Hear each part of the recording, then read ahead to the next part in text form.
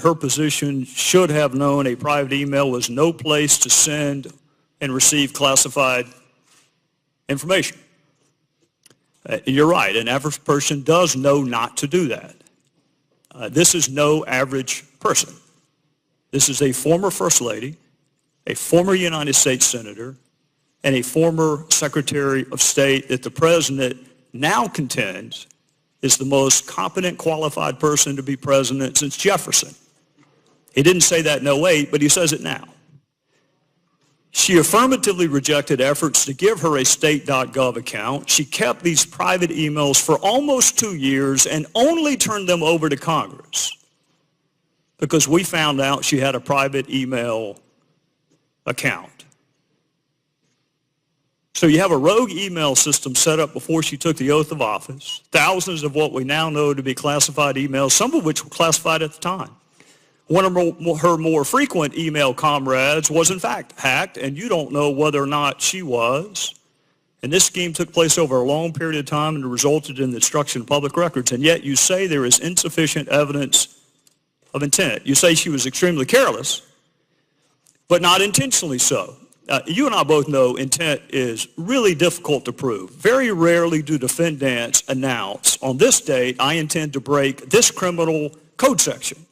Just to put everyone on notice, I am going to break the law on this date. It never happens that way. You have to do it with circumstantial evidence. Or if you're Congress and you realize how difficult it is to prove specific intent, you will formulate a statute that allows for gross negligence. My time is out, but this is really important. You mentioned there's no precedent for criminal prosecution. My fear is there still isn't. There's nothing to keep a future Secretary of State or President from this exact same email scheme or their staff. And my real fear is this. It's what the chairman touched upon. This double-track justice system that is rightly or wrongly perceived in this country. That if you are a private in the Army and you email yourself classified information, you will be kicked out. But if you are Hillary Clinton and you seek a promotion to Commander-in-Chief, you will not be. So what I hope you can do today is help the average person, the reasonable person you made reference to, the reasonable person understand why she appears to be treated differently than the rest of us would be. Yes, sir. Thank you, Congressman. My name is Garrett Singh. I'm a senior here at Greenwood High School. In 2015, you co-sponsored a bill known as the USA Freedom Act. This essentially extended and modified the Patriot Act with some restrictions on FISA court abilities. But my question is regarding the future of this type of surveillance. Given the political climate of today in the Middle East, number one, do you feel like this sort of surveillance will need to revert back to the large-scale collection of this in order to protect our homeland from a potential terrorist attack by a foreign or domestic entity? And as a continuation of that question, do you feel that the government's responsibility of protecting its citizens requires them to do something that many deem unconstitutional according to the Fourth Amendment? Well, you just put your finger on the seminal issue, which is both national security and privacy are of constitutional dimensions, right? You're both mentioning specificity in our Constitution. So you're balancing your Fourth Amendment privacy expectations, privacy rights, with national security. You're not balancing privacy with something that's not in the Constitution.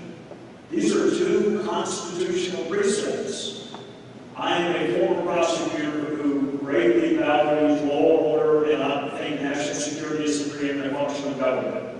I am probably going to reconcile that balancing differently from other people based on my background.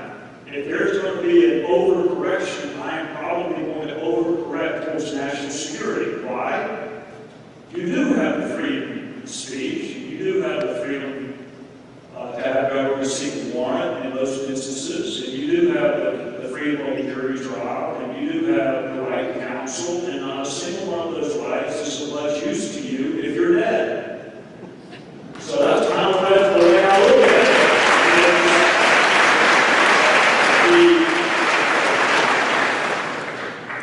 Life, if you want to go back to the Declaration of Independence, life, liberty, the pursuit of happiness, life is required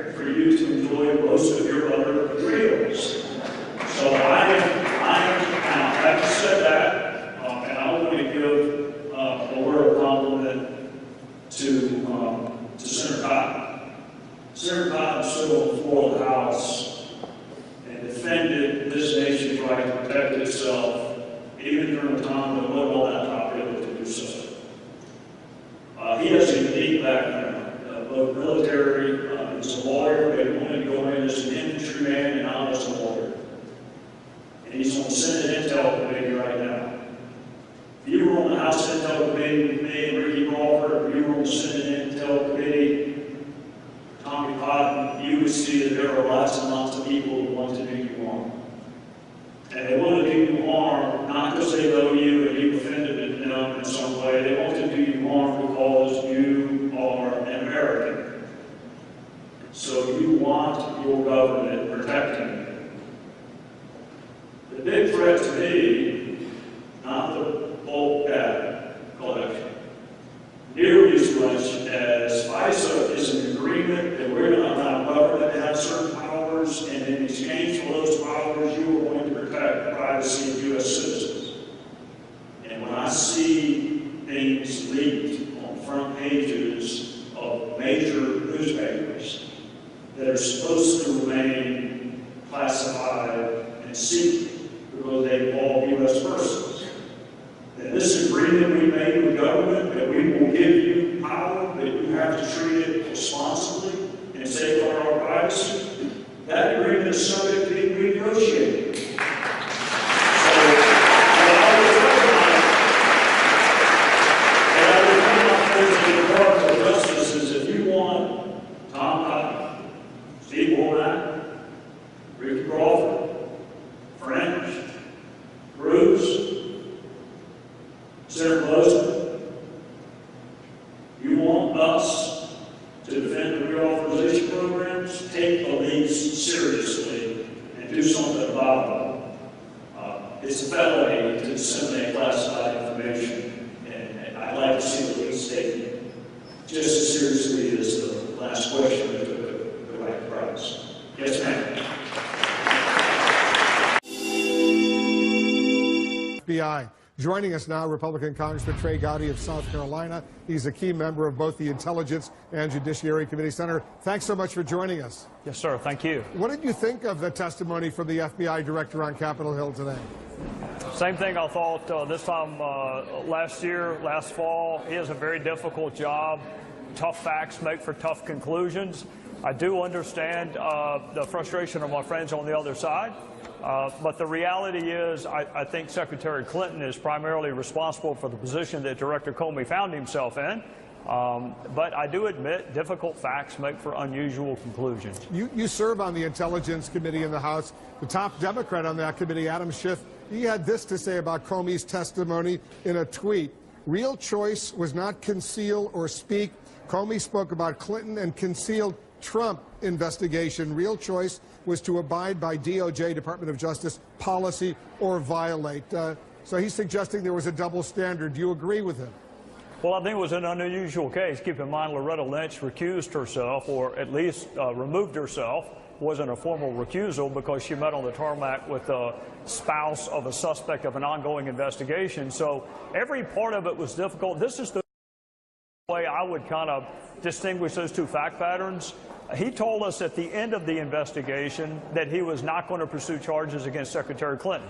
That's a little bit different than having that conversation on the front end of the investigation, although in this case, he has told us on the front end, he told us last time we had a public hearing, that there was an investigation, either intelligence or quasi-criminal investigation, into matters surrounding Russia's efforts to interfere with our election. I viewed his press conference with Secretary Clinton as explaining his non-charging decision. If he wants to do that at the end of the investigation with Russia, he's welcome to do so. It's unusual to have that press conference on the front end of an investigation. The president tweeted last night ahead of today's testimony, I'll put it up on the screen, FBI Director Comey was the best thing that ever happened to Hillary Clinton, and that he gave her a free pass for many bad deeds. The phony Trump-Russia story was an excuse used by the Democrats as justification for losing the election. Perhaps Trump just ran a great campaign. Do you agree with the president's claim, Congressman, that Director Comey gave Hillary Clinton a, quote, free pass? Well, I don't know what he means by free pass. disagree with Director Comey, and there's a tape to back it up on his interpretation of the elements required to make a successful prosecution. We had quite a lengthy conversation about intent. Keep in mind, Director Comey didn't say the elements of that offense were not met. He said she lacked the intent to break the law. Yet you say there is insufficient evidence of intent. You say she was extremely careless, but not intentionally so. You and I both know intent is really difficult to prove. Very rarely do defendants announce, on this date, I intend to break this criminal code section. Just to put everyone on notice, I am going to break the law on this date. It never happens that way. You have to do it with circumstantial evidence. Or if you're Congress and you realize how difficult it is to prove specific intent, you will formulate a statute that allows for gross negligence.